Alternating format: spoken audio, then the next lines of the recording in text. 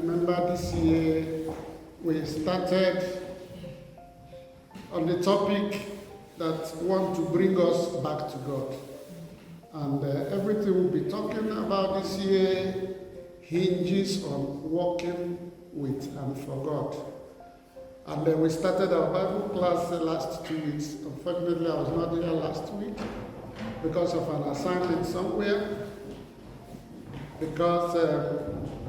But we want to refresh our memory to what we studied last 2 weeks. On the 16th of January, the topic was walking with God. We studied Romans 5:1 and John 3:16, where it says, therefore, since we have been justified through our faith, we have peace with God through our Lord Jesus Christ. For God so loved the world that he gave his only begotten Son, that whoever believes in him shall not perish. This was our last discussion, and then we discussed the paths to follow as we struggle as Christians to work for and to get back to God. And in that episode, we agreed that becoming a Christian remains one of the best decisions any man, any woman can make, because number one, we agree that it changes our past and it makes our present meaningful, and it gives us hope for future. That is what our life as Christians is all about. It takes away whatever that has been our past and then renews us for our future march. And we also agree that by becoming a Christian, we agree that we end Jesus as our friend. Because if Jesus gave him as his only begotten Son to redeem us, it means he is now our friend in our new faith. And we agree that only walking deeply in faith with him, that is what will make our Christian journey meaningful. Praise the Lord. Amen. Then at the end, we saw a reason why we should continue to walk with the Lord. And we gave people chances, and people spoke at length, and at the end we summarized it to say that because this God loves us so much, because he gave us his love first, we have the duty to love him back. And when we say we love him back, he also has promised to give us peace and a fulfilled life. And so because of this singular reason, we said we are determined now to walk with God and to march with him. Praise the Lord. Amen. This is the summary of what we studied on the 16th of January. Before we left that day, I told our members that this week, the upper week, that we're going to look at, in spite of the fact that we know now that God offered us his love, and he has tried in all means to give us a fulfilled life. Why is it still difficult for us to walk with him? Why is it that so many people still don't want to take this privilege to be with him? And this will form the topic for today's discussion. And then we will look at the scripture in Romans 3:25. You know, why is it still very difficult to walk with God? In the real sense of the word, coming to church is one thing. Being religious as we appear physically is another thing. But being deeply rooted, being committed in the things of God is the real reason why we should call ourselves Christians. And that is the essence of this Bible study today. So we want to look at what are the hindrances. Why are people still not taking these opportunities? And why sometimes we seem to be marching forward, taking our stand, being focused, but intermittently we falter, we stumble. What causes these things? And these are the reasons why it seems some people are reluctant. Being in church does not matter, but out there also, there are people also who come to church, and people out there are better than them. And so that is what we are talking about today. What are these root causes? And so, like I said, we want to see what Romans 3:23 is saying. Are we there? Yes. Say, for all have sinned and fall short of the glory of God. Praise the Lord. Amen. For all have sinned and come short of the glory of the Lord. From the time we believed, we acknowledge that He loved us and that He gave His only begotten Son for us. We held on to this faith. And this is the principal factor of our belief. And if we stay on that frame of mind, this peace He promised us comes to us. Am I communicating? If we really believe that He came to redeem us, that He was sacrificed as a ransom to bring us out from the nyama from everything where we are holding on to this faith. And you know it, I know it, that once we are at peace with this God, we are happy. Everything seems normal. Everything seems to be working. The zeal for His work and for Him consumes our everyday life. But at any point in time, we have problems. At any point in time, our faith is shaking. This faith we have in Him, at any point it shakes. There is confusion. There is uncertainty. And there is doubts. So walking with Him even becomes difficult.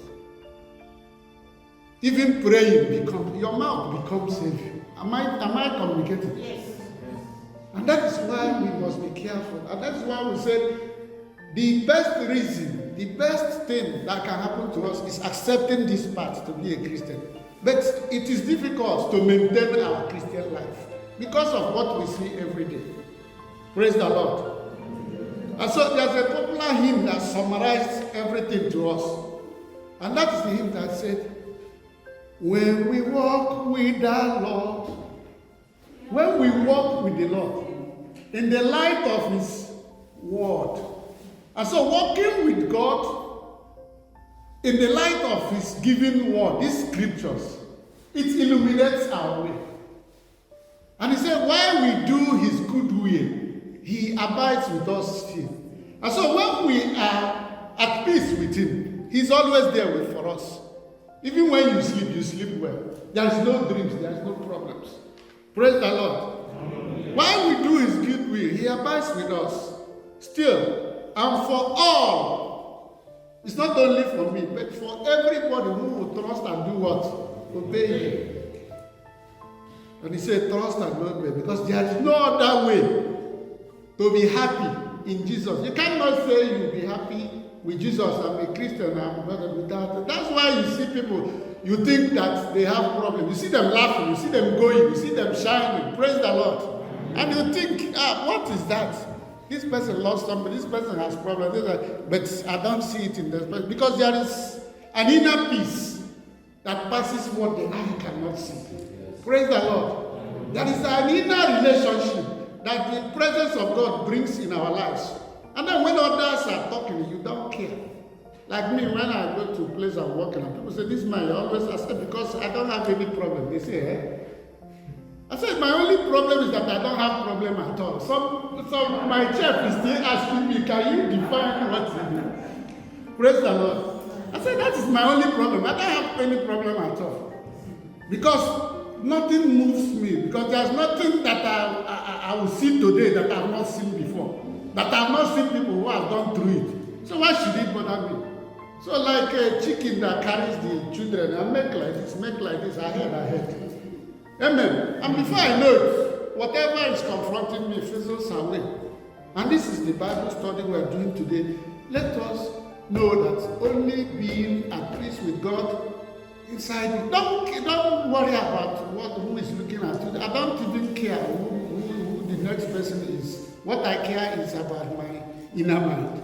And so long as my house of prayer is pure and clear within me, every other thing falls in place. Praise the Lord. Amen. And so the basic problem of man is just separation from God, as we saw. Many does not seem to accept the offer God made to us from onset, because as often as we meet obstacles along the path of our belief, we often decide to follow our own ways. If any little thing happens, we start asking people. we start looking for solutions. But even the one we come here and pray and do, for me, the one you do at the closet of your house is more important. Praise the Lord. He said, close your door. Talk to your Father, who is in secret. So even the walls around you, even the door you close, he said he hears you, even without minding the walls. That is the confidence. And that is the one that gives us more joy. And this is the one that brings results. Because most times what we come to church to do is fanfare. You know, our people used to call it amateur church. You know, when we wear these big clothes, it covers a lot of things. Praise the Lord. But at the nakedness of your room, you can go naked and talk to God, and then the way you came into this world. And this is the prayer he hears. Praise the Lord. And so this is what we're talking today. So why doesn't everyone accept this offer? People should always ask. I will only give 3 points. One is separation from the focus. And what is this focus? Jesus Christ, our anchor. Because of sin. Because he said his ears are not deaf that he cannot hear. But he said it's only this. When we saw this relationship with him, then our own heart convicts us, because it's not there to tell us I wouldn't hear your prayer. Praise the Lord. Your own conscience will convict you, will tell you, this prayer you're offering, do you think God will hear it? And so when we lose that focus, when we lose that point, that is where we start having problems. And so that is why Hebrews 12:2 said to us, looking unto him, Jesus, the author and finisher of our faith. Because the faith you profess in him, he is the anchor. He was the sacrificed lamb. And so Jesus said, without him you cannot see God. And so we should not lose that focus from him. So who for the joy that was set before him endured the cross, despising shame, and he sat down at the right hand of the throne of God. Amen. That is number one thing we should avoid, separating ourselves from God. And then secondly, not being able to consistently watch and pray. He said, prayer is the key. Even Jesus started with prayer. And even when he was going to die, praise the Lord, they said he went forward. And the kind of prayer he offered to his Father, the Bible described it as Jesus bowed down. Face down. The Bible said face down. I don't know how many of us that has consistently bowed down with the head. He said with the head on the floor to reverence his Father. And Matthew 26:40 said, when he returned to his disciples, he found them sleeping. The people he was dying for, the people for whom he had sacrificed everything. And then he rebuked them. He said, couldn't you men keep watch with me for 1 hour? He asked Peter. And he said, watch and pray so that you will not do what? Enter into temptation. So watching consistently and praying is the only thing that will keep us focused. Being careful not to joke with our prayer life, no matter what. No matter the circumstance. And this is what he told them. Because even he himself, he got to a point. At the point when he returned the third time and he told them, you can do now what you like. The spirit is willing, but the flesh is too weak. He acknowledged it. And he cried out and he said, Father, if this cup will not pass me, even me, unless I drink it, it's not your will. It's no longer my will to die for these people. Praise the Lord. So we must get to that point where if anything confronts us, and then we behave like Jesus. We bow down in our room and tell God, if it is for my own will, I will go here, do this. But if this thing now, you will not take it away from me, let your will be done. And that's the climax of our prayers. And then his will is always the best. It's not the will of my father. It's not the will of my brother. It's not the will of my sister. It's not the will of the elderly person in my company. This man has wisdom. let me ask him. It's not, it's the will of God. God, thank you, because you know I will be in this situation right now. It is also in your hands to take it away from me. If the cross did not overwhelm you, this problem can never overwhelm you. Amen. The positive, there's one book by Dr. Norman Peale, The Amazing Results of Positive Thinking. When you read this book, I mean, nothing will move you again in this world. The amazing results of positive thinking. Well, once you cultivate this habit of putting this positivism inside you, that is the faith everybody preaches in the church. If you have faith as small as a mustard seed, you can ask the mountain, go and push mountain now. Go and start pushing mountain, let it move. But if it moves in your heart, it will move in the physical. Because once it's settled spiritually, it will give way in the physical. Praise the Lord. The third point, remember what I said, separation from God. Secondly, ignoring prayer, watching and praying. So temptation is always overtaking us because our spirit, though accepted him, professes him, behaves as if he is with us, and if we love him, and as if he is by us every day. This is what we do when we sing, we praise everything.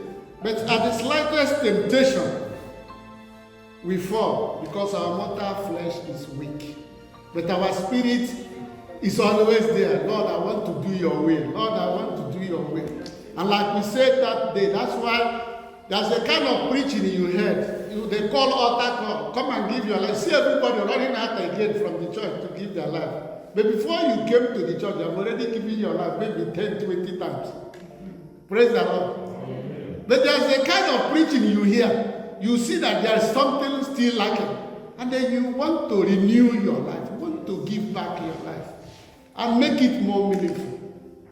And that is what we are trying to do in this church right now. To say, Lord, we have followed you all these years in this church. If there is no other thing, we are getting substance from what we are coming here to do. And so now, if we are more closer, if we are more committed, if we are more united, it means something bigger will still happen here. And that will be our portion in this house, in Jesus' name. Amen. And so, third point is ignoring the study of the Bible. Like Joshua 1:8 says, this book of the law shall not depart out of your mouth, but thou shalt meditate therein day and night, that thou may observe to do according to all that is written therein. For then thou shalt make thy way prosperous, and then thou shalt have good success. Not only success, but you have a good one. By what? Ruminating on the words. Meditating. And that is why when you are sick, you can open the Bible and say, by his stripes, I am healed. And it consoles you. When you are lacking anything, he said he will supply all my needs according to his riches. And then you are consoled. You know, by going there daily, you see something that will take care of whatever you're looking for. Praise the Lord. And our everyday life experiences can also be a very contributing factor why people seem not to accept the offer. And so the constant study of these scriptures will help a lot in our steadfastness with the Lord. Amen? Because even the songwriter said, the steadfastness of the Lord never ceases. His mercies, those what? Never ends. They are new every morning.